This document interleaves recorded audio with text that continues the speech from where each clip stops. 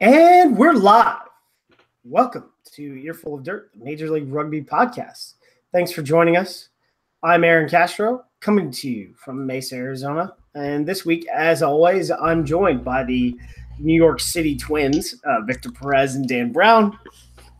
Josh, content editor for earfulofdirt.com in Denver. And Corey Munson, he's in the comments. Submit your questions. We'll get to them in show, not just at the end. So how's everyone doing? It's good. Happy post-Easter. Me. Yeah, happy Easter, everyone. Easter Monday. So, I screwed myself up this weekend. Ooh, dude, what was that? So, I mean, completely not rugby related, but I decided to go on we decided to go on a hike for our anniversary since we met 3 years ago on Easter, and I went like 90 degrees, like tink, and like she thought my wrist was broken. At first, I was like, I was wondering if my knees were messed up because I fell on some rocks. And it sucks. Well, no, my knees are just bruised and swollen, so structurally everything works. It just kind of So, ouch. But big knock on the head. That was my weekend, but there was a lot of rugby that was also going down. So yeah, that was fun. Cool. Fun stuff. So, yeah, happy post-Easter to everyone. Yeah. Yep. I'm still upset because the candy machine at my office is not working right now because I think it's a religious thing that every Easter they actually close for a week. I think it's actually for Passover, where the owners of it are religious, so they're not allowed to operate business during holiday season. But that also applies to vending machines. So now I actually happen to have cash in my pocket, and I see the vending machine every time I come out of the bathroom, and I can't get candy. And it's just the worst feeling in the world. I have no idea when this ends. So yeah. Hashtag first world problems. Yeah, that's my life. That's all I got going on. I tell you, hashtag first world problems. Seriously. Time off. Like that Dan's work. Dude, the definition of first world problems is what Dan just said. No, that's like second world. I'm start a GoFundMe for that. Oh, second world. so communism. Yeah, we'll start a GoFundMe for all of our candy stash. Yeah. Yeah, seriously. Tier 1 problems.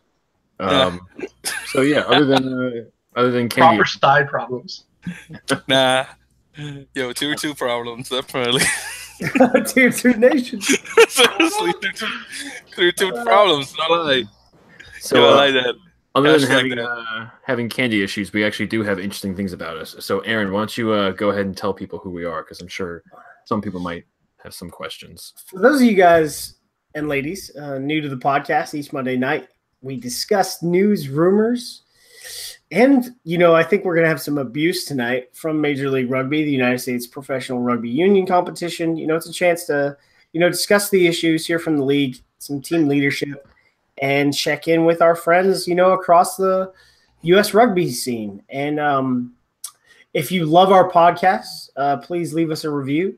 Every 5-star review will get read out on the show. And the next 5-star review gets some MLR merch, courtesy of the league. They sent us some merch, so we are going to pay it forward. MLR hat for you this week. Yeah, this week we got breaking records and hearts in Utah versus Glendale. NOLA Gold was back on track after a win over Austin Elite. RUNY traveled up and did well against Boston. Another spoiler alert. Our picks of the week and our choices for the halfbacks for the 2019 Rugby World Cup. So, starting up, Aaron, what do you say from this Utah match? So, Utah set a record, and it crushed the single match club rugby record that was set by Houston at the beginning of the preseason in preseason week 1 against the Saracens, which was 53-56, I think. And, well, Utah had 9,186 people attend the match. and I think it was about 8,000 paid tickets. That's good. And then Pretty good. If you watch the match, which was on Facebook Live and on Utah Warriors TV on their YouTube channel, it was a comprehensive, full-on production that you would see on ESPN. Like 5 cameras, analysts. They had 2 guys that have called a bunch of BYU stuff. One of the guys I think was a BYU rugby player, and the other one was a BYU football player. But I have to say this was their first live match, or at least it seemed it was the first live match for commentary. So get out there and, I saw Grant Cole do this. So just go to practice when they're doing team run. Just practice your commentary during that period of time. And just sit there and talk to yourself and practice. And record it on a tape recorder. No? I don't think people have tape recorders anymore. Yeah, they got phones. It's almost the same thing. Pretty much. But yeah. So overall, it was awesome to see that they almost doubled the numbers from Houston, which I'm sure Houston is really looking to try and get back if they can somehow fit 9,300 people in their stadium coming up this year. Probably one of the best productions outside of Infinity Park stream that we were able to watch and also share overseas. So we got a lot of people from England, UK, Australia commenting on it and actually being able to see it. So I think they got a little bit excited for it too, though. They agreed with everyone that Glendale was definitely way, way, way higher than Utah was in this match. So getting into the match, so early on, I thought Utah was gonna dominate. I thought their fitness for 5 minutes, 5 minutes. Scored, within the first 2 minutes. Yeah, too. Looked really good. Nichols, the scrum half, he's got ball speed out of the scrum, but he's got wheels. He is fast. But that was kind of it for them in the first half. Too bad he's capped for Zimbabwe sevens though. And then you had Mika Cruz, 19-year-old, started that Glendale run of domination. He's got some footwork, he's got some speed, and we're seeing a lot of young guys in the MLR this year. Josh Zamudio with San Diego, Kieran Farmer with Houston Sabercats. So they're finding the young talent already, and he's only 19, but he was actually one of the best players on the field that day, or at least the one that stood out the most to me. Interesting. We had a question. It was how is this kid not in the NFL? And so I did my research, and so he only played 1 season of football at Bullard High School in Fresno. That was his senior year, and I couldn't find any other track results other than his freshman year, and his freshman times were really competitive. So he's got speed, and he can be very physical if he needs to be. So, there was questions about Glendale's front row fitness, but for the most part, that's very much improved. And going into the second quarter, Utah's fitness just went into the ground. A lot of missed tackles. They couldn't keep up. Yeah, I don't know what really happened out there. Because like we said, they started off so well, and then it sort of just fell down from there. There were a ton of arm tackles. There were a ton of players on their heels. I don't know what it was, but every single time they had a one-on-one, you just saw the player kind of just fall over. There was one time where one of the players in Utah was, I guess, suspected of trying to trip one of the Glendale players, but I don't think anything actually came up from that. The defense lost its shape pretty quickly. You'll notice that if you watch the match again, Glendale actually would either basically throw the ball out to the wings the second they saw that there were only 3 or 4 defenders, or when Utah tried to adjust and they tried to make sure that they had a pretty decent line, they would end up leaving huge holes, and Glendale would just go right through that. So I think every single time they scored was as a result of just a terrible defensive lapse. I looked at the way they were playing defense, and early on it sort of seemed that they were trying to play a blitz defense, but when your fitness is that bad. Yeah, I don't know what happened with that, because they showed so much like actual skill and actual talent. I mean, I think they're going to have a lot of fitness runs this week because you look at the hallmarks of like New Zealand rugby, right? Is fitness, and Alf Daniels. That's true. Is he was a U20 coach down there, and he's an All Black selector. So this is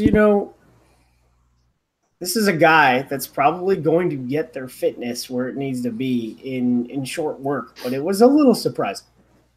Someone mentioned that Utah is actually pretty high up. Is that true? Does anyone know the altitude there? We'll do a quick Google search, but 4,450. So it's not Denver, but so Salt Lake City, they're playing out in Harriman. So Salt Lake City is 42.26. So I think Harriman's a little less, but so the difference in altitude really isn't much to create a difference, really. Harriman's 5,000. Oh, so it's even closer, right? So maybe that might be part of the reason why some of the players are out of shape, but they just moved out there recently. They're not used to the altitude yet. And also, Utah doesn't have their first 15 out there. Well, we don't know if they don't have their first 15. Like David Tambalow's coming in. There's a few guys that I've seen a couple of stud players. There's some guys we think that are going to start for them, but I think even if Tamalow was out there today, he would have only been there a week, right? He's got another match before he gets released from Narbonne. What about all the Tongans? They have I can't remember his name, but Asiafu? Those guys are there. They just weren't selected because it's a preseason match. I mean, it's not. I mean, you still things you see in practice, you also have to evaluate on the pitch. So, I mean, these guys are there, but so based off what you said about Alf, about him being an All Black selector, it was like he knows what to look for. So, do you think he was getting times, or do you think he was looking for players that could fill out the game day roster? I think that they have three preseason matches, right? So he needs to evaluate his whole roster.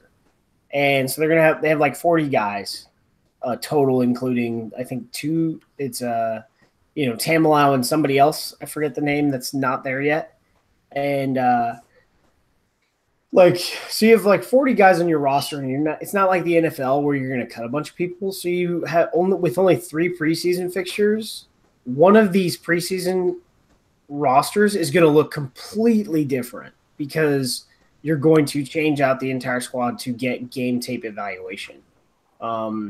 That's probably one of the chief complaints with a league from, I guess, the fan perspective, but it's really that there's only 8, that each team is only going to play 8 games. So in a team's, Glendale is, working into form right now. They're about ready to peak, right? Because they've played all those games together in the fall. And Houston, they're getting ready to peak because they've played, 15 games together. Whereas San Diego has 2 preseason matches. So Seattle is going to have 1. It's happening. When we get the details, we'll push it out. But Seattle is going to have 1 preseason match. So, and we'll get to some other things about Seattle later on in the show. But, the teams that don't have fixtures just aren't going to look as good as the team that has 15 18 fixtures before they play the game. So I I guess that brings up the question with teams like Glendale and Houston, when you're scrimmaging them, is that a good look for you? Because they know what they have, whereas you don't. It's probably better for you to scrimmage against a team that knows what they're doing versus another team that's trying to figure out what they're doing, per se. So Austin, San Diego versus Glendale, Utah. Yeah, I would say that the film that that Utah can evaluate from is like, hey, this is the number one team, the prospective number one team in the league. This is how we did against them. This is where we need to be. Whereas, yes, a lot of Austin's guys have played together, but they hadn't played a fixture until they played San Diego. And San Diego's, their entire roster hadn't played regularly together other than the Eagles. So it's really hard to judge, first run out against each other. Whereas now, so NOLA had played, 4 matches before Austin has, Austin's played. That was Austin's second match. So that was a good evaluation period for the most part for Austin, right? They're playing a team that has played 4 matches over 6-7 weeks together. So there's decent data to collect there. And I think what will be really telling, and we can get to that when we talk about Austin, but back to Utah, so we could wrap this up. Victor, you're not talking, so come on. Yeah, no, because I'm just waiting for all of you guys just to get things out so I can take the reins. So I didn't want to interrupt all of you guys. No, but going into the match, I definitely had a lot of fun watching the game, and it was probably because of the presentation, as I mentioned, which was of professional quality. This looked like the big leagues, and I do hope this becomes the standard of Major League Rugby moving forward. Even if it's not in year 1, at least from year 2 onwards, that's something that definitely I'm expecting. Now, even though they had over 9,000 people in attendance, by the way, that was a Dragon Ball reference, if you don't get that, Dragon Ball Z reference. Rather, Rio Tinto, it was sad that the home team unfortunately lost, but it's the nature of sport, of course. Now, the score, which, by the way, we haven't mentioned, 42-15 to Glendale over the Glendale over the Warriors, excuse me. Obviously, Coach Daniels should be checking what went wrong, of course, ahead of their second match against the Arrows. So we'll see how that goes. The Ottawa Arrows. Yes, thank you. The Ottawa Arrows. I was livid whenever I heard that guy say, "Oh, they're gonna be playing Ottawa next week." I said, "Dude, come on, bro. Ontario." Okay, both of them start with an O, so I'm going to let him slide with that. They're both Canadian. They're both the same. Yeah, to him, it might as well be the same thing. And by the way, I don't think Ontario has anyone from Ottawa in that team, at least that I know of. I don't think so. It may have more people from Quebec than they have from Ottawa. We'll check on that. It's very important. This is, I think that the Ottawa match. Ottawa, man. Ottawa. I know, right? It's in my head now. I think that the Ontario match is going to be a much better judge because, like we said, Glendale is already expected to be the favorite to win the entire thing. So, no one who's actually really following this was really expecting Utah to come in and really, really challenge Glendale. I thought there might have been because there's a lot of talent there, though. I didn't realize that Fetu'u Vainikolo, if I'm saying that right, who's the Tongan all-time leading try scorer, wasn't actually on the roster at all either. I don't know if he's there, but he wasn't on the roster. So maybe like what you were saying, this was really a big test for them, and it was a test against an organized team as opposed to playing against a team that might be a bit sloppier where if that happens, you may, I guess, fall back on sort of like your athleticism rather than focusing on the fundamentals and the technique because if you play a team that's not as good, you might be able to get away with certain things that you wouldn't be able to get away with against a team that's really polished. So I think that's an important test for some of the younger players is to make sure that if, like when Glendale scores, they see what they did, they know what their mistake was, and they can actually come back in and fill that in. Also, Glendale is the closest city to Utah, so I'm sure that played a big factor into them going out there. Mm-hmm. That makes a lot of sense. Yeah. The production, this like, if you read what's out there on social, the production really for Utah made this match more so. To be honest, it really wasn't that good, even for Glendale. Like they didn't play that well. It was BYU TV. That's literally what it was. Oh, I think you're talking about two different things. No, so I'm saying is like the level of the production hid the quality, the lack of quality of the play, and we'll get into the production for Austin versus NOLA. I mean, hats off to Gift because he did that gratuitously, but he needed to be paid, and Gift can run a multi-camera production, but he's not going to run a multi-camera production for free. And then the high school field is a bit more difficult. Yeah, like they had the camera angles just makes it look so much bigger. Really, like whenever you see something from that angle, like even if you're watching like Six Nations or something like that, you see the camera angle and the field actually looks about twice the size of the pitch as it would like the NOLA game, because it was from like a high school bleacher, so you can only get so many angles, so it kind of looks like a high school football game basically. Yeah, and so there was a lot of other criticism like you can read about, and that's out there, but we won't get into that. But yeah, Utah was great. Let's get into Austin. So yeah, I don't know. Like whatever it was, it's not good. Good for New Orleans. I saw what I wanted to see from them. They continued to raise their level, and Austin played very badly. So NOLA was able to achieve scrum parity with and use their well-drilled attack. They just cruised 28-0 in the first half before Austin did anything in the first half. We had 2 tries from Eric Howard, Vince Jobo, and Cam Falcon. So that was before Austin scored. So Cam Falcon at tight head. What do you guys think? It's all right. It's all right. I actually did. I only watched part of the first half, but I more so had it on in the background because of Easter. Obviously, my parents probably wouldn't be too happy if I just sat there watching rugby all day. Oh, my dad might actually, but sorry, go ahead, Dan. No.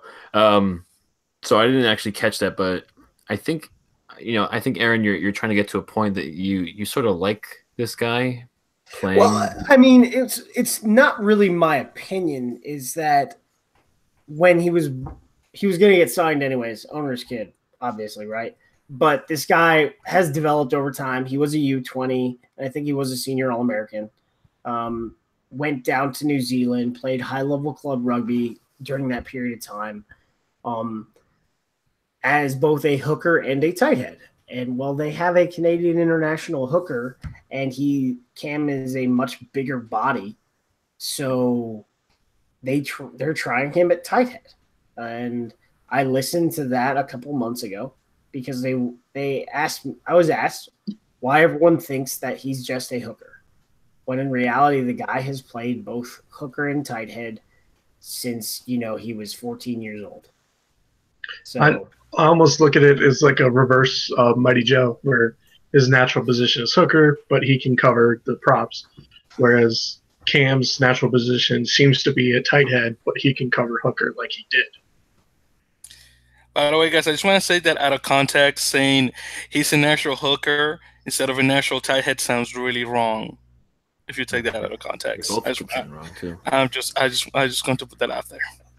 Yeah, but everyone who's listening to this podcast knows it's about rugby. Of course. Calm down. I know, but just out of context, if you don't know what they're talking about, if you don't know the position, it sounds really weird. It's like, yo, it's an extra hooker. Yeah, so They We go don't know what we're talking about here. We don't know what we're talking about here. yeah. So for the most part, I think when they found themselves, Austin was better in spurts offensively. Like they were actually running their attack, but they were completely outclassed. And then on defense, I want to say the tackle rate was 20%. I don't know if the intent was to get a win, but they certainly didn't have a shot the way they played. Aaron, I know you responded to this, but I was like, when Michael Reed came in, that offense started working a little better. Yeah, so the week before, I don't know what exactly they were working on. Their base offense is the 1-3-2-2, and I think they were trying to play super wide and also super fast. But every time those pods was hit, Michael Reed wasn't in the area to make sure that he could get the ball out to the next pod. And when Newt O'Donnell played against San Diego, the tempo was drastically different and faster. But this match, it was the flip. Newt O'Donnell was the slower one. So I don't know what they're working on there. But they got scrum half. So what we're saying, guys, is that Michael Reed is the Sean Davies of Austin. No. If you think about it, what I'm saying is that like O'Donnell is Osberger, and then you get Reed as Davis. No.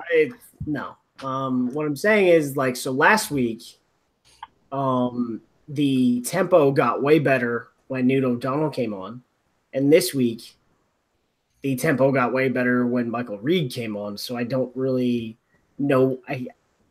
I don't really know what the issue is there, but there is an issue.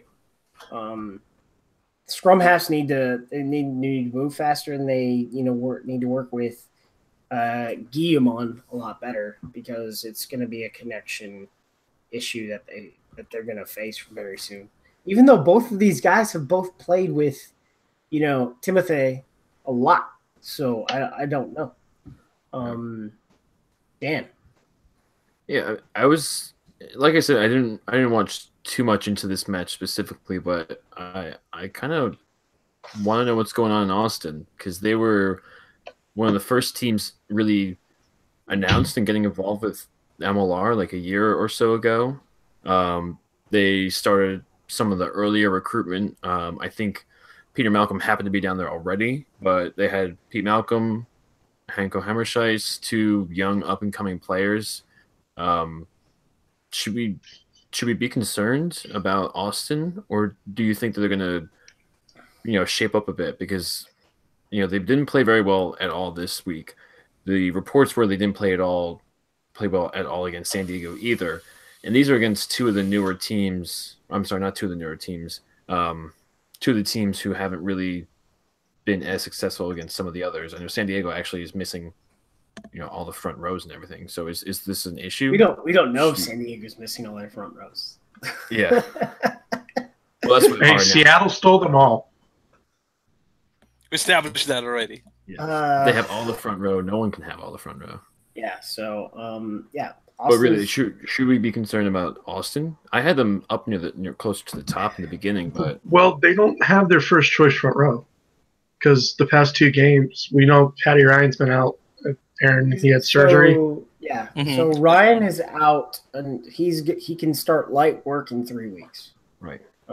Peter Malcolm, I don't know. I need to ask that question, but I'm guessing he's nursing an injury from the ARC. Yeah. Even without those two, that's the starting hooker and tight head prop. Who said? I don't know. Tight head prop. Even without them, they still lost by 40 something. What was the score of this? 48-17. Yeah, mm-hmm. That's right. They're both great players, but I mean, it sounds like they just the entire team overall wasn't. Yeah, it wasn't just a scrum dominance. It was.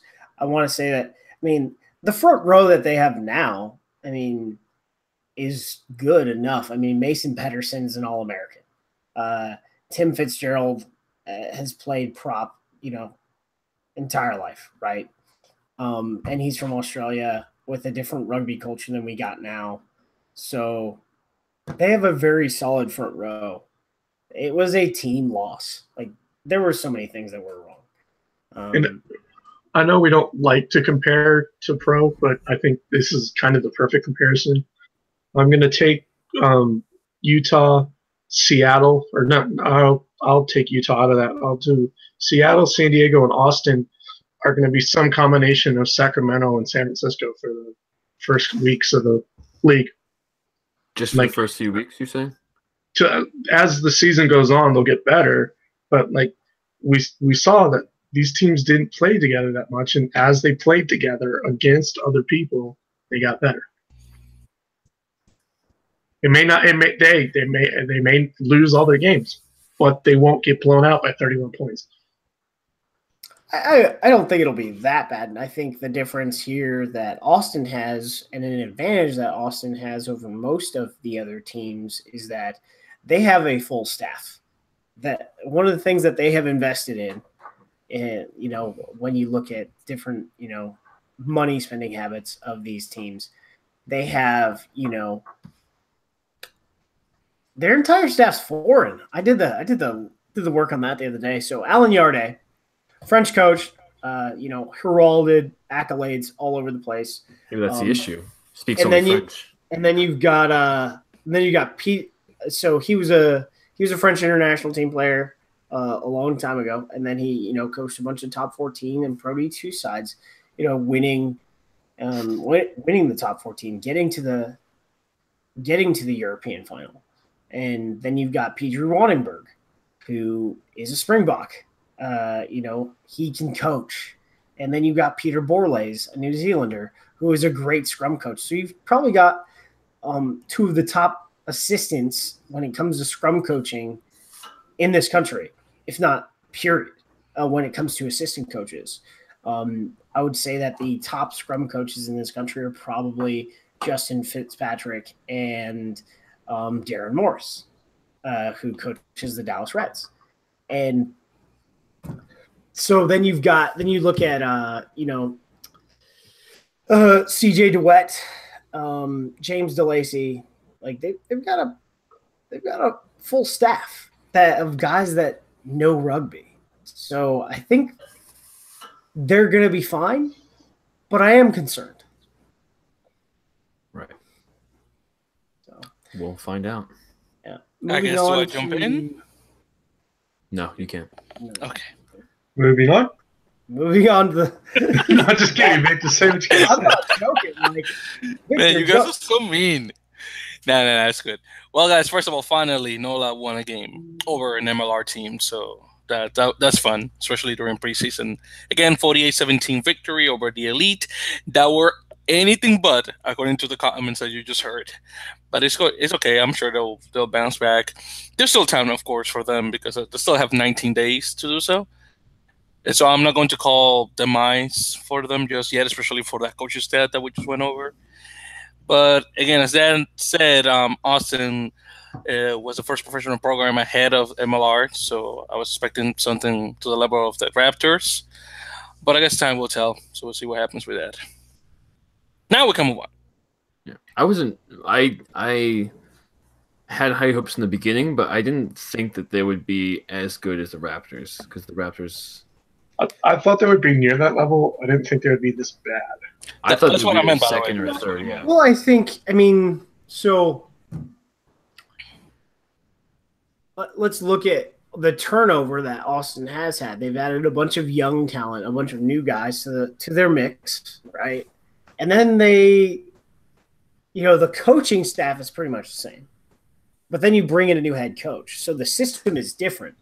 They were running, the standard like South African, Australian system of the 1-3-3-1 under Loffy. And now they're running, a hybrid system called the 1-3-2-2, which is different and it's a little bit more technical when it comes to like shapes. where I would say that the 1-3-3-1 is very technical when it comes to like individual skills. But it's just different. And I think the way they've been trying to play, which is really wide and really fast, didn't work against San Diego. And they played a little bit different when it came to establishing the ruck against New Orleans, but they didn't run their offense that well. So I don't know. I mean, we'll see. They've got if they get destroyed at home this week, we'll have an idea. Do we know if that's being streamed or not? Or not to my knowledge. And they're playing at that pretty nice field in Round Rock, right? Yeah, they're playing up at the Round Rock multi-purpose complex again. So it's a nice place. I called Frenchie up. I called Thierry Dupont up, and I said, "So you moved to Round Rock for a couple games for my in-laws?" And he said, "Oh yeah, totally for you, Aaron. Totally for you." Yes, I mean, doing some work at Stadium ATX, and they, Round Rock multi-purpose was ready to go for some exhibition matches. So. Speaking of new fields, the Starfire in Tukwila or Seattle, I actually saw a picture that the actual stadium tweeted, and they got brand new turf fields. It looks really nice now. It wasn't looking too nice before, and I heard not so fun things about the turf field. As in, if you fell, I heard it really hurt. So it was nice to see a really rolling out the green carpet for the Seawolves. Just 3 weeks away. So that was a little fun off topic. Moving forward, we had the Rugby Uniteds against Roosters. the Mystic River Rugby Club. Did anyone catch that Facebook live stream that was on somebody's phone from Mystic River? Nope. Yeah. All right. Just making sure. Yeah. So what do you guys think based on the Twitter action? Well, good for Boston. They didn't get blown out 50-0. I don't know if the roster changed, but it was 13-10 at the half. They scored first. Oh, they scored first, really? Yeah, dropped it. Yeah, by Santiago Petrinau. Oh, they dropped it. Wow. Yeah. It's you don't see that too often. I said the same thing. Yeah. So that's really encouraging for Boston. They didn't get blown out. I mean, I have no idea who the players were. I don't think RUNY actually released their roster. Maybe they switched up a bit, but it was close. I want to say it was like 2024 or something, or not 24 because that would not make sense. But it was close. As an extra player. Yeah, it was close at the first half. In the second half is when RUNY found their legs and just shut it down for Boston. So, yeah. At least at the first half. So. But the best part about this was like watching rugby wrap up. The owner James Kennedy was on, and he threw down the gauntlet. He's like, "This team's amazing. There's gonna be no foreign players that are gonna be able to make it. Like, our roster is set." And I've never seen that excited before. I want the MLR All Stars. We're gonna beat them. And I was like, what? And then they go up to Boston. They go up to Boston. They go up to Haven actually, and they barely get past a depleted Mystic team. I've never seen him that excited before. He's usually a bit calmer, and usually Matt McCarthy's the one who's a little bit more excitable. But he was really, he was really happy to see his team doing well. I mean, I'd be that happy if I came off a 50-0 win, first game ever, sold out crowd. So, but I don't own anything. Really, so. Yeah, he was all smiles after the game. I tell you that. He went. I saw him going over to several people in the crowd, shaking hands. In fact, as the game was going on, and my wife Larissa and I were eating, he approached us to say hi to me and say, "Oh yeah, this is Mr. Kennedy." And he shook my wife's hand. It was very pleasant. He grabbed the T-shirt cannon. He shot it into the stands. He did everything. I don't remember that. If that happened, I don't remember that because I didn't have a shirt, so I don't think that happened. No. I wish it did though. But anyways, guys, going into my points, I'm really glad that this game got a lot closer. 42-24 was the score. Now, when the Boston team enters Major League Rugby, whenever that's going to be, we as New Yorkers, I can't speak for New Jersey boy over here, are expecting obviously strong competition, so both teams can push themselves. So it is my wish to see the New York Boston rivalry gets to a point that it goes to a grand final, and obviously New York wins, and then eventually there's that parade that we have down on Broadway that goes to City Hall where they get the keys of the city. So if we can get in the same level as other teams that have done that before, that would be great. If there was a parade in the city for Rugby United winning, I think most of the people would be like, how many people will be there? In all honesty, I mean, they'd see a parade. Parades happen all the time, so they just jump in. But I think a lot of people might not understand what it's for. What's going on exactly? Like if a cricket team won in some sort of league, there would not be many people who showed up. Seriously. I completely agree. No, I mean, we're not happy with cricket. I mean, let's not even talk about the U.S. national team because it's sad. If you want to talk about sad national teams, the cricket team. Wow. I was actually walking home the other day, and I thought I saw some kids playing baseball, but I looked over, and they were actually playing cricket. I've never seen. It wasn't hurling? No, it wasn't hurling. Can you imagine that? No. Now, let me... I don't know what they were doing, but they had like hammers, and they were all hitting their bats. I don't know what they call it. No. Okay. Did it look like a field hockey stick, or did it look like a 2x4? 2x4. So it was cricket. Okay, so that thing that you were talking about, that they were hammering, Dan, they were hammering the wickets, which are those 3 sticks that you need to hit when you bowl. Because it's not pitch, it's bowl. That sounds so weird. Don't scuff the ball, Victor.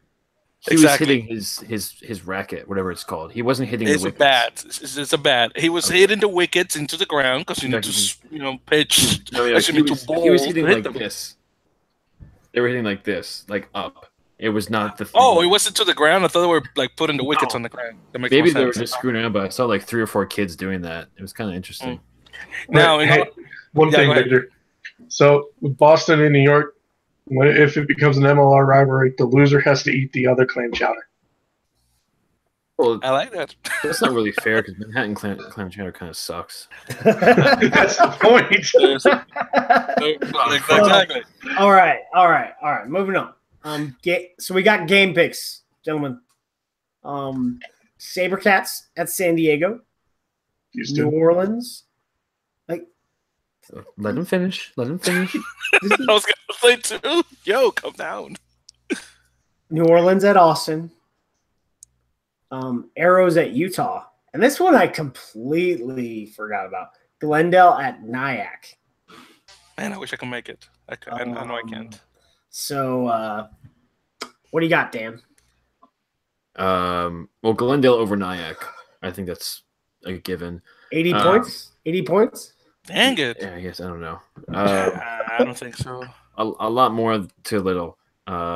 Glendale over Nyack. I'm going to say Utah over the Arrows. I think they're going to fix up some of the things that they messed up last week, and hopefully that altitude messes up Ontario for their sake too, because it's still in Rio Tinto, so that's going to be an exciting game for them too. Hopefully they can get over 9,000 people in it. Oh, we lost Corey. So there was Ontario, there was that. NOLA again over Austin. I think they're still going to beat them. And then finally, Houston versus San Diego, right? I'm going to say Houston. Who's up next? Victor. Oh, okay. Sorry. Someone speak. Okay, sorry. So Sabercats definitely going over San Diego. If I was to put point difference, let's say Sabercats over 15. Let's say. By the way, make sure to mark this because we're gonna do a game, see who gets the closest. 15, I say. Then NOLA Austin. Now this one is a little closer. I'm going to go for NOLA over this one, even though they're away. This one I'm gonna give it a little closer. Let's say this one over 10. To NOLA. Arrows, Utah. I'll go Utah on that one. Let's see. This one I say probably Utah over 5. I want to say that one will be a little closer. I find Glendale, Nyack. That one I want to see. I want to say, let's see, Raptors over 10 over Nyack. I think Nyack has been playing well. I'm going to say Raptors over 30, though. I didn't say the score line. Over 30? No, I mean, it could be. It could happen. But I'll put a little closer. Did you see the scores against Old Blue? Where they broke Old Blue? They destroyed them. That is true. A lot of the guys on Nyack have been practicing. That is true. That is true. Because what I'm thinking... No, give me a second. What I'm thinking is that Nyack is going to get the RUNY boys back, and they're going to have the same type of play they had against the SaberCats.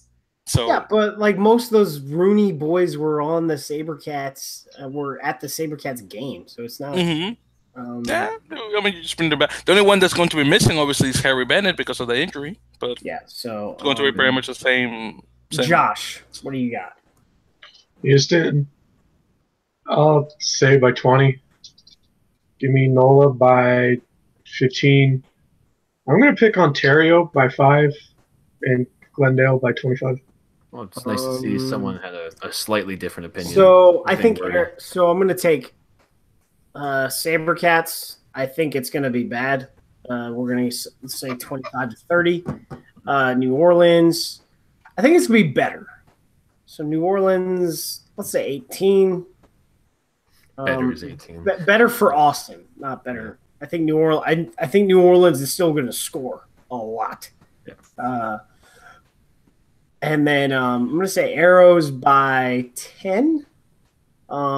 Because the way they played the SaberCats, they just I don't think they ran their best side out against RUNY. I think they saved it for when RUNY comes up to Ontario. And then Glendale at Nyack, 45 point difference.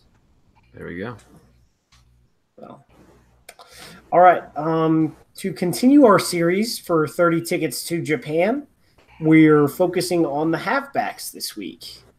So for scrum halves, I'm rating Sean Davies number 1, Ruben DeHaas as the number 2, Holden Youngert as the 3, as my top 3, and then we've had a lot of Augsburger of late, but I think I'm going to throw him in with the wings because I just don't see him being that effective here. Is this your pick? Like who you personally think is better, or who do you think will actually end up going? Sean Davies and Ruben DeHaas. For what? I asked a yes or for scrum half. Okay, that's who you think is actually going to go, or that's who you would like to see going? Well, both. I think that's who's going, and that's who I'm going to pick. Who I would pick. Okay, then yes, then both. Okay, because I think agreeing with you that I think Nate shouldn't be playing scrum half, but I think he will. But otherwise, I can see that. Sean Davies, obviously, I would agree with that. And I do want to see more from Ruben. I'd like to see him go. But I do think that Augsburger will end up getting the nod, probably as the starter, unless things change over the next year and a half. He is going to be scrum half as far as I'm concerned for San Diego, so that's just more reason for Gary to pick him. Okay, I guess that's me by the noise, the lack of noise. Nah, guys. But anyways, silence is going on mine. Yeah, exactly. The noise of silence. Now, but in any case, so scrum halves, I got Sean Davis, Nate Osberger, because he's going to be there. I'm sorry, Aaron. I just saw your face. And Red DeHaas as well. Fly halves, Sui Hooley. Adrian McGinty, and I think Benjamin Sima, and you could probably put one of those 3 guys in the 12th position, probably. Definitely work. Maybe one of them were playing as center. If anyone plays center, I think might be AJ. I think he's more probably into more into the contact in comparison to the other two, at least in my opinion. So I guess we're jumping, straight into fly halves. But so I've got SEMA on my 30, but not here. Just the way he's been playing. So for fly halves, I think the pure starter is AJ McGinty. You can't really challenge that. He's not playing 12. The one time he's the only fly half that plays for us that is a starter in the Premiership. So and has the best record historically. Oh yeah, kicking wise. And he's crushing it right now, like off an injury. The last 2 weeks have been. Yeah, he's not just a guy who plays for us who happens to start for a team. He's a guy who plays for us at a very desirable position, and also happens to be performing very well in one of the top competitions. Best or second best fly half in the Premiership this year. So I think he's not playing inside center. That's just not going to happen. It's dropped. Never know. Never know. Well, the one time Mitchell did that, we played like dog shit. Did he do it against Ireland? No, I don't. He played fly half against Ireland. It was another. I forget. It was. I remember watching this and it was bad. Romania. But so I'm a Will McGee guy, partially because I haven't seen. I've seen Will Hooley twice, and he played 30 minutes. So he's got a boot. He's extremely accurate. I want to say he's a little bit. So AJ is actually a big guy, but 6'1", 200. He looks small. If that makes any sense. Makes Will sense. McGee, of course it makes sense. When I look at him, he looks like he's 5'10". And not 6 foot, 200 pounds. Like 6 foot, like maybe 170. Deceptively big. Deceptively big. And then, Will McGee. I'm a big Will McGee guy. Will Hooley, I think, is on the squad. But right now, I think it's AJ and Will at the fly half position. Will Hooley is, solidly number 3 for me. If we're ranking guys. So who goes? If we're picking, depends on where he picks. So if we're picking 3, I think it's AJ, Will, and both Wills are going. Period. Because I think we'll choose more fly halves versus scrum halves for some reason. Yeah, funny enough, Will Hooley weighs less than AJ McGinty does. You're kidding me. He's right. He looks like. He looks bigger in person. You said it. Oops. Is he taller? No, they're both 6'1". No, that's intense. No. He is a kid. Will Hooley was. Will Hooley is 6'1". 6'1", and according to Bedford Blues, he's 89 kilograms. Which is 180 something, I want to say. It's like 96. 196 pounds? 96. 12 stone. What is that? 13 stone something. Yeah. 13 stone. It So wasn't that far off. I guess it sort of like changes up, the idea I had, the 5/8 concept of throwing a fly half back there, at the 12 spot. But of the 3. Of those 3, Hooley would be the one that I would put at center. I don't know. I think we'll talk about this next. We'll talk about centers next week. Right? It looks a lot. So so we're taking. Say we take 2. Who are you taking, Dan? Just 2? Yeah, just 2. It is tough because we haven't seen enough of Hooley unless you actually watch Bedford Blues. I think that what I currently have actually Hooley placed above McGee, just because I think that by the time that the World Cup comes around, I think Hooley will end up being higher up. Right now, I'd pick McGee just based off of familiarity, but I think I really liked a lot from what I saw.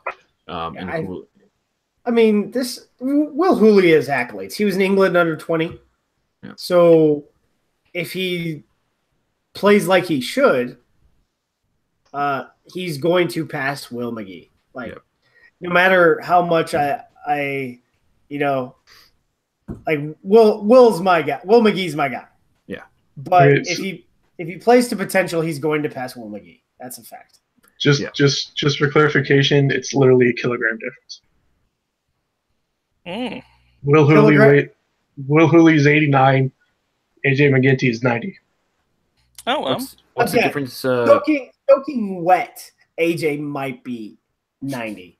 But on a normal day, I bet you he's 85 kilos, maybe even less. What do you think the difference is in stones, though? Can you do that? Hold on. I'll get you. Give me a minute. It's got to give you the conversion and everything. 0.5 stone. Right, kilogram to stone. 89 kilograms is 14.01. 90 is 14.17. All right. Wow. How much? 0.15 stone difference. That's the difference maker right there. I don't know. I think just cut them right there, just based on that. Okay, so my two. I'll go. Definitely Adrian McGinty, Will Hooley. I think if I had to pick up to fly halves, I mean, for as much as I love Benjamin Sima, and I made it, I think, very clear on the podcast that I love Benjamin, but he's one of my guys, one of my Hispanic brothers. But in terms of just pure ability and experience, yeah, AJ Will, Hooley, that is. I mean, I love McGee, but between those two guys, I think. Yeah. So Sima plays a lot of fullback, doesn't he? Yeah. Yes, that is true. Mm-hmm. Most of the time he's played with the Eagles. He's started at 15. Mm-hmm. Yeah, over Mike Teo, who usually move him on to the right wing mostly. So, that's what I got there. So, moving on, Dan, tweet of the week. Tweet of the week is from our enemy to the north, Josh Smith, the head coach of Mystic River. Posted a picture after the game of Mike Petrie and two of his kids, and his little tweet was, "Thanks to Eagles legend and R for Rugby author Mike Petrie for spending a few minutes with my kids post-match. Hashtag third cup, hashtag class." And it was actually a picture of Mike Petrie with his two kids and the book R is for Rugby, which is really great to see because obviously this is all friendly matches, so there's not that huge Boston, New York City rivalry, and even if there was, it wouldn't exist for a couple of years, but it's just great to see that, one of the players from New York is taking pictures with the kids of the opposing coach and not, fighting the opposing coach. So that's what I love about rugby. So, yeah. Josh, trending topics. Well, we got 4 of them this week. We got Tony Ridnell tearing it up on Twitter. We got Utah's match attendance, almost 9,200. We got 100 subscribers on YouTube, so thank you all for subscribing. Hooray! Yay! Woo! And then we got a question from the UK MLR group. What's your rugby story? What is your rugby story, guys? It looks like we have a couple stories. Wow, that's actually a lot of stories. Who posted all this? Corey. Well, let's just hit the one that's like nails.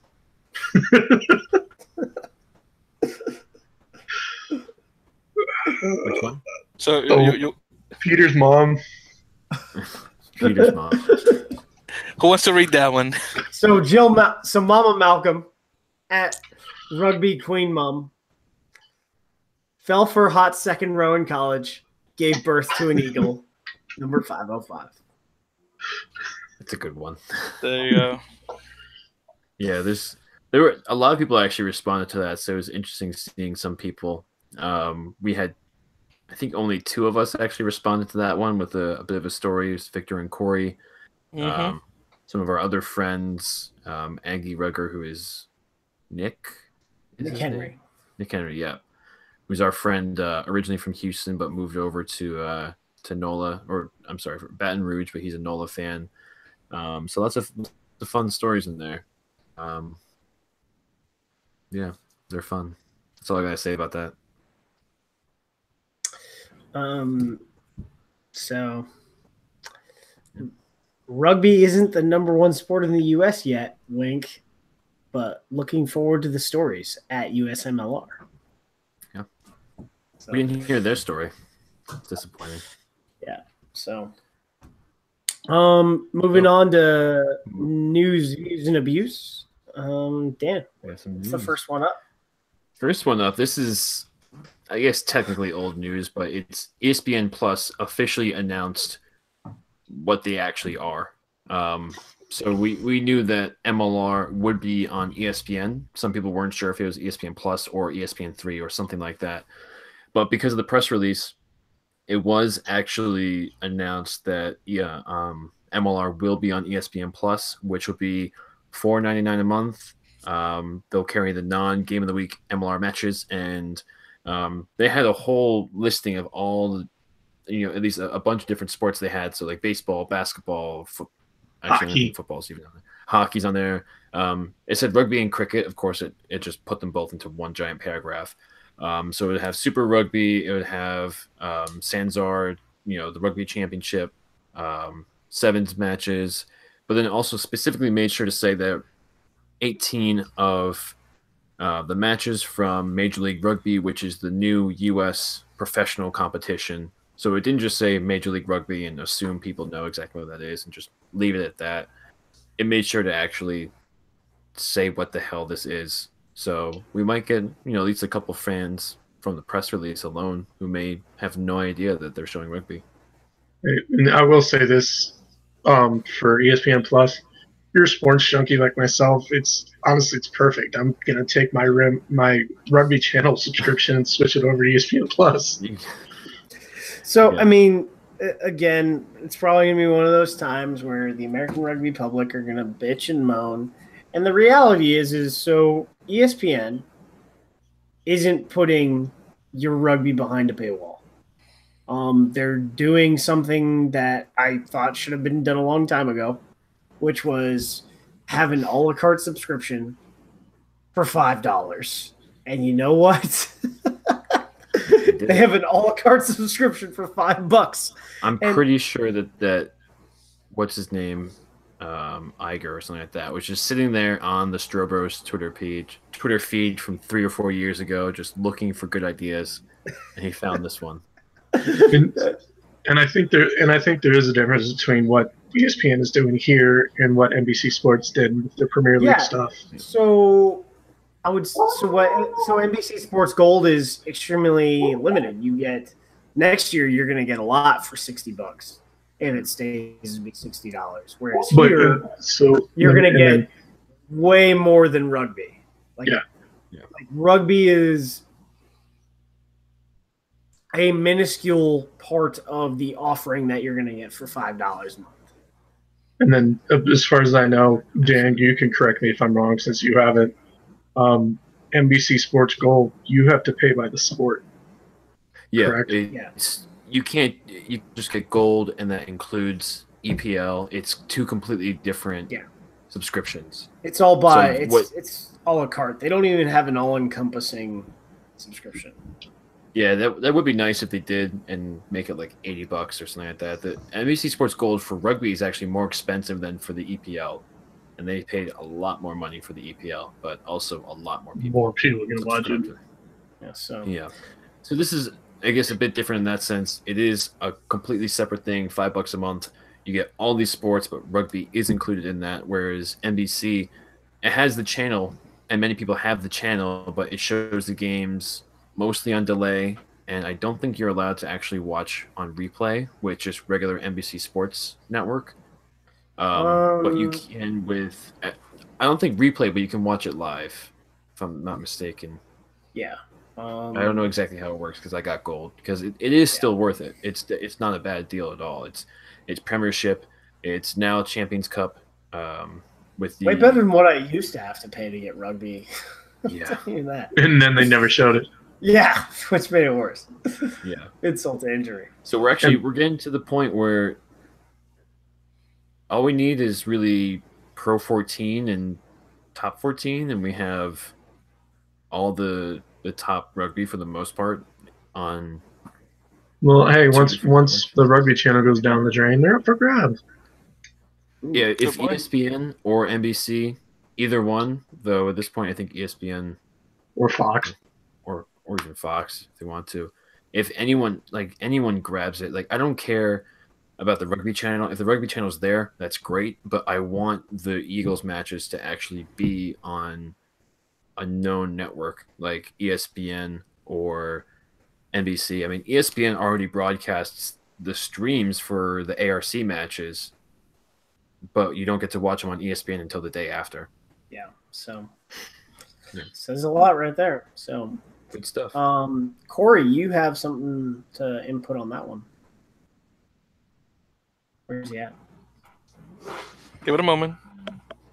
Takes a minute. Takes a minute for the camera to warm up. I guess. Sorry, I was just looking at the script there. Takes a minute for the break. Yeah, I didn't necessarily need to say it myself, but I'm happy to. So I did go ahead and send out some messages this week. One of the big things over on our Reddit page, as well as just questions from Bob and stuff that we've gotten recently, is what is MLR doing for the international viewers? And so one of my goals for this week is to try to figure that out. Now that ESPN is formally announced, I think it's a good time, 3 weeks out, to get that nailed down. So I've sent out a bunch of emails this morning and afternoon. I've already talked to some folks up at MLR to get some ideas of who else I need to talk to. It takes some time to connect with people, but hoping to have some answers. And when I do, it'll go up on the website, earfulofdirt.com, and we'll push it out from there. So hopefully by the end of this week, we will know for all of our friends in the UK and beyond how you're going to be able to watch MLR this season. And I sure hope there's an option for you. So there should be. Corey asking the tough questions out here for us. So all us sinners out here. So this one hit the board. And so if you guys peruse Reddit, I would say we got the scoop on this. We wanted to let the story develop before we said anything, and the story is still developing, but it got out before we could continue to gather information. So we have reached out to Seattle. We've talked to the people you probably know who I've spoken with. So I'm just not gonna go out there and say I spoke with this person, but so they do have a coaching issue right now. I took some heat on this. So did our friend Brian Ray, for just stating the reality. Because what the poster who posted the topic said it was something else, and it's really not. Fact of the matter is, Tony Healy's work visa was not approved. Currently, know that he is going to appeal the decision, but currently Seattle does have a plan in place, and we will report accordingly as that develops. So yeah. It's not much to really say in it there. We'll have to wait and see what happens next. He should, but hopefully, I don't know. We'll be praying. Corey, it's your time to shine. Absolutely. So we got questions from Bob, and holy cow, guys, thank you, reddit.com/r/MLRugby, because you guys really stepped up. We got some great questions this week. So let's just get right into them. Samo3 wants to know, do you think the Legion will pick up some PRP players for the regular season? Well, they do have some on-back players on their roster. Belmont has some good players, but there's a on-back has this tight head, Jed Gillespie. He's from Australia. I want to say, based on what I'm watching, he is the top tight head in the competition right now. To my knowledge, he's going back to Australia as soon as the club season is over, but he would be the guy I would target based on their front row issues right now. Then there's also Brendan Daly at Golden Gate, who, is playing at 6 instead of at 4. Actually, Golden Gate has 3 Cal locks. I think forget who the other guys are, but Cal finds the bodies to make locks, and they've got 3 Cal locks at San Francisco Golden Gate that can all play. Brendan Daly just happens to be a capped eagle that needs the MLR contract. Hula Hala Mongoloa is playing number 4 lock for Life West. Don't really know what's up with that. Then Sam McGuffey is playing with Life West too. But those are the guys I've really scouted. Kenny Nazakek, the number 8 for Belmont, is one of those guys. And then Tai Tui Samoa is a lock / 8-man for Ombak, but I think he works for NASA. I don't think he has that kind of time. He's a rocket scientist / rugger. So Plays on the Google Rugby team. Hey, yo. Google Rugby. Anybody else have any other thoughts on the PRP to Legion connection? That's all, Aaron. Yeah. Most of those PRP guys will definitely play for the Legion. I'll be surprised if they don't. Yeah. All right. Next up is Liam's a rugger. And for those who don't know, he's our intern. Utah's pace fell off a cliff in the second half of the game this weekend. It especially drove me crazy to see how little support their runners had while guys were lightly jogging behind them. But if they get better conditioning-wise, as well as develop more chemistry, just how good could this team be? Very, very good. I want to say that the same. Very, very good. They're loaded. Yeah.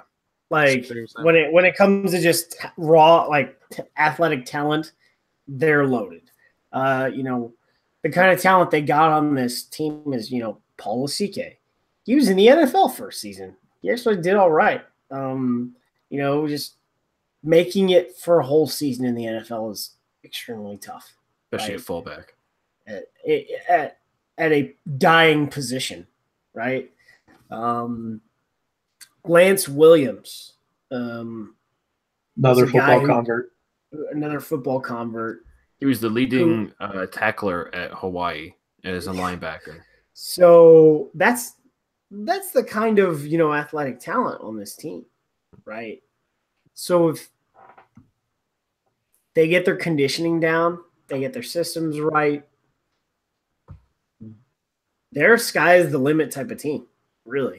The thing with that too is that that was actually something that the commentator, not Jerem, who's the main one, like the play-by-play, but the color commentator actually mentioned in the beginning that he thought Utah would do really well when they were in space, which is how they scored their first try. It was basically, pass, try.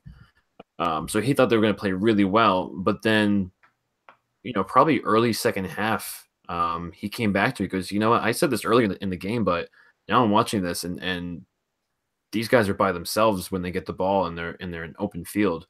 So, maybe I have to take that back, but that probably has a lot to do with conditioning because you saw players weren't running up. As Liam said, they were jogging behind them. But also when they were going into their defense, they were essentially slowly getting out from a tackle and walking to the line. And to me, it seemed like outside of 3 or 4 players, it looked like they fielded a team of props. Yeah. And that was the thing with one of their props. Oh crap, what's his name? Aaron actually just interviewed him the other day. Tucci? Yeah. Angus or Tucci? Tucci. Tucci, he played really well, and he's really big for a prop. I mean, big in a tall way.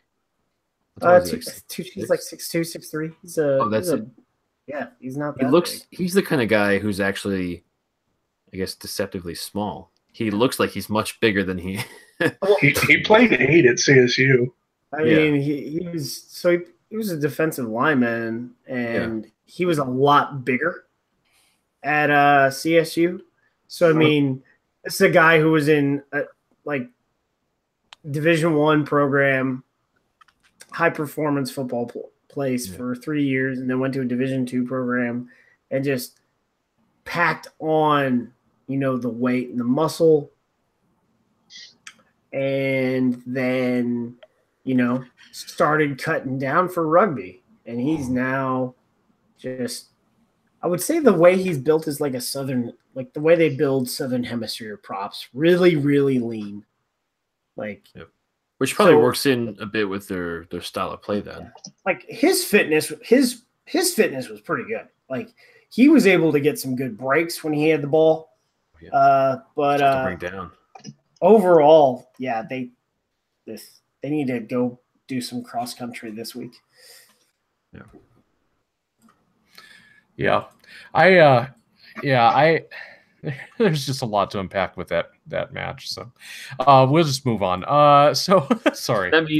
That means I don't have anything to say, but I want to act like I have something important to say. So let's move on to the next Okay, so if you want to call me out, the legit answer is I had something to say. Aaron talked so damn long that I forgot what I was going to say. Then I started trying to talk it out and couldn't find it again. So write it. Do yourself a favor. Write it down. Yep. That's the reasonable response. I've never been particularly reasonable. Okay. So Cardiff, RCM. He's like, check out Tony Riddell's blog. He strongly asserts that the Chicago Lions, are going to join in year 2. Do you guys have any intel on that? So, do we have any intel on that? I did send a DM their way today. So what is it? So Dean House at the San Diego Legion press conference stated that they were going to have 10 domestic teams, right? Yes. So I confirmed that, so it's right. Who are we've got 1 confirmed. Who are the 2 that look the most likely right now? Well, Dallas keeps saying that they're going to join in year 2. Like they make it very public that they want to join in year 2. So when they say that they want 10, and since only 1 is actually confirmed and paid in, I guess the assumption is that Dallas and maybe Chicago have intentions to join, but we have to wait and see, when they actually pay it up and fully commit and get players and everything. Okay, I'm going full James Kennedy conspiracy here. He made mention of Boston, Philly, and DC in multiple interviews. Oh, so he's mentioned DC so many times. Yeah. I'm like, could they be the super secret backdoor channel? These billionaires come out of nowhere. It'll be announced at the CRCs. Someone will come out of the middle of the field and just talent energy. Hey, Wilt Chang drops from USA and picks up an MLR team. San Francisco. Not happening. Hey, just a thought. Case in point. So he was business partners. He was part of the previous sanctioning agreement before he got on the board that was in place before Doug's sanctioning agreement. So he decided to leave, and no thanks. All right. So there you go. Thanks, Cardiff. Last question of the night. This one, I have to check this out. So Milk Steak Connoisseur. That's a new one. Welcome. Well, we're happy to have you. Go pick your team. What is a milk steak? It's literally steak covered in milk. No, Isn't it ground beef? it's boiled with a side of jelly beans. It's a Charlie Kelly Oh, It's Always It's Always Sunny in Philadelphia. That's right. He's a bird lawyer. There's a WikiHow 10 steaks 10. Wow. Oh, why did I ask? Just Google it if you really want to know. It's on YouTube. It's a great show. So the question is, hypothetically, could Glendale compete with clubs from a Tier 1 nation? Nation or club? Or Clubs? nation or nation? Clubs from a Tier 1 nation. So I think they're thinking like Pro 14. Premiership. Yeah. Premiership. So maybe low end. maybe London Irish. Yeah, even then, I think we still get smacked. I would say definitely the top third of the championship. I would say compete well. They'd probably get thrashed by Bristol. Yeah. I think outside of there, I don't expect them to be able to really hold their own against any of the top leagues. And by top leagues, I mean Premiership, Top 14, Super Rugby, Pro 14, even the Italian teams, which people like to make fun of, or even Southern Kings, the former future Doug Schoeninger project. I don't see that as possible. There were some people who said NRC, which is the Australian league. I think that's possible because that's a newer league, and I think the level of play is going to be relatively similar in some aspects to MLR. I only watched like 1 or 2 games of it, so I can't really say too much on that. I would say the Mitre 10 so it's split into 2 levels, right? The Mitre 10 is so you have like Premiership versus Champion. I don't know. It's split into 2 levels. I think they'd easily compete in the second level. The top level, especially amongst the top teams, it would be tough because the way they have their schedule and the way they have their contracts is you have a lot of, Super Rugby players playing down on Mitre 10 teams. Like Malachi Fekitoa, who is an All Black, who just left to go play with Toulon, is, his contract was All Blacks, was it Blues and the Mitre 10 team. I'm like, that's not how my brain works. If he's on the Super Rugby team, he's not going to play for the minor league team. It's like, and that's probably because of the way our sporting system works is our minor leagues are concurrent with the main league. Yeah, it's completely different there too. It's the clubs. I guess I'm trying to find the best way to explain it, but it's like the Super Rugby is like the All Stars, I guess, out of all the provincial unions, the provincial unions and the clubs That's and everything. Right. And clubs are obviously very important, whereas in the US we don't see it that way since we professionalized very early. So it's a lot different. And plus, guys, when it comes to North American sports, keep in mind that in New Zealand, the point is getting the national team to the top. So All Blacks is everything. So you want to push everyone from the bottom up. Or else it's a little different. New Zealand's the size of Kentucky when it comes to population size. So 5 million, I think. So I get it. I get it. But the point is, for me, is like commercialism. I mean, that's not the topic, but commercialism. Like you should want your pro teams, every single one of them, selling out every week. Period, so that you can make money and pay the players rather than have 5,000 people go to the 30,000 seater, right? So, well, that's our American mindset, I guess. Yeah, but again, at the end of the day, you want the national team to be the top thing. At the end of the day, I want the Eagles to be the top thing. But exactly that's what the one. But not to the point. Not to the point to. That it take away from the professional teams? Not to the point that it takes away from professional teams. That's what I'm saying. This is a really detailed discussion and debate that I've had many times with people who are from tier 1 nations who view it much differently. And I guess it might be because I come more from the U.S. and everything's professional, and there's less so the national team focus, except for, I guess, soccer, but I hate the sport. But I also view that if it's a very successful professional league financially, and therefore you're able to attract a lot of good players playing against the best players, that will ultimately help the national team too. So I guess it's sort of like its own little cycle. But like I said, I don't want to get too far into this deep discussion. So yeah, I think we could compete I think Glendale could compete with the top of the NRC, the RFU championship, and Pro D2. Pro D2. Excellenza. Everything I've read about Excellenza, I think they could probably win Excellenza. Everything I've heard from them is that I forget who it was, but basically like players like Cam Dolan, Ryan Mattias would basically be some of the best players in Excellenza.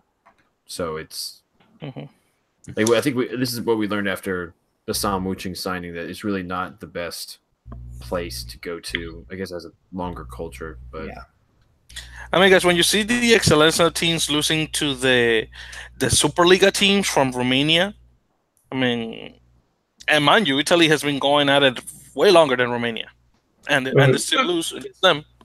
I think we decided this was more of it is a rugby thing, but it's more of a personal thing for him too. Yeah, that's true. So. All right. Well, I think that's about it. Yeah. Actually, Victor. before even going into that, something that's interesting to look into.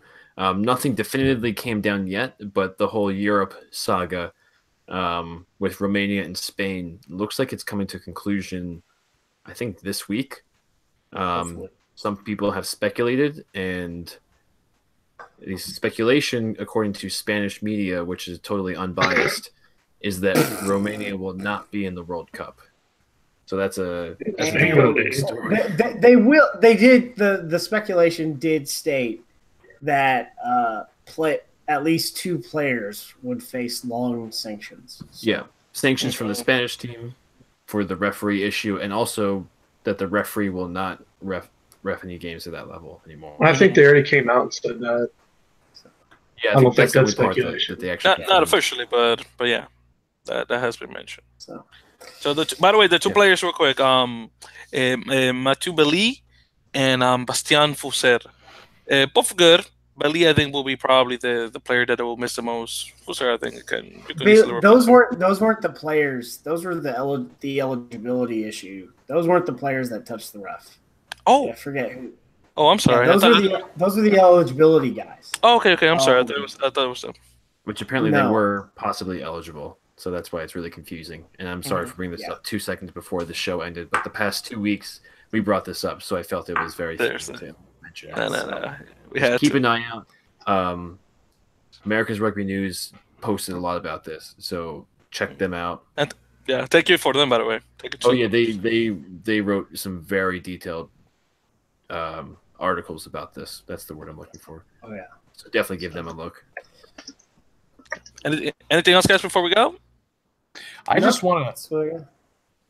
My closing thought for the night is just that this is episode 30, and I can't believe we made it. Great job, guys. We're more than half a year through this thing, and a few weeks away from MLR. So, good job.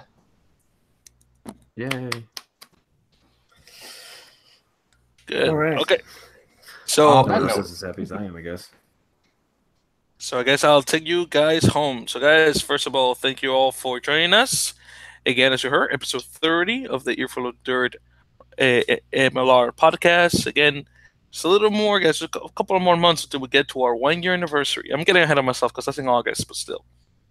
So, guys, make sure to subscribe to our YouTube channel. And again, thank you for the 100 subscribers. I can't believe I'm saying that for 100 subscribers. But it's a really big deal, okay? Let's be honest with each other. So make sure to subscribe. Again, Earful of Dirt Podcast is the name.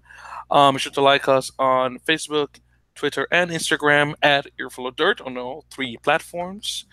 Of course, make sure to subscribe to us or follow us, I should say, on iTunes, Google Play, Acast, Stitcher, MLR FM. Again, Earful Dirt.